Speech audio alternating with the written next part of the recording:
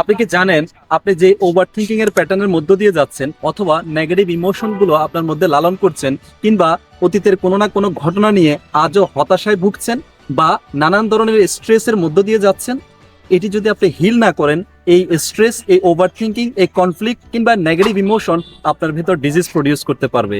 হ্যাঁ সুপ্রিয় শ্রোতা, বর্তমান সায়েন্স অফ এপিজেনেটিক্স সেটি বলছে, অর্থাৎ আপনার আনপ্রসেস থটস, ইমোশন এবং ফিলিংস গুলো আপনার বডিতে নানান ধরনের অসুস্থতা তৈরি করছে, যে জন্য আজ 90% ডিজিজেস আর সাইকোসোমাটিক।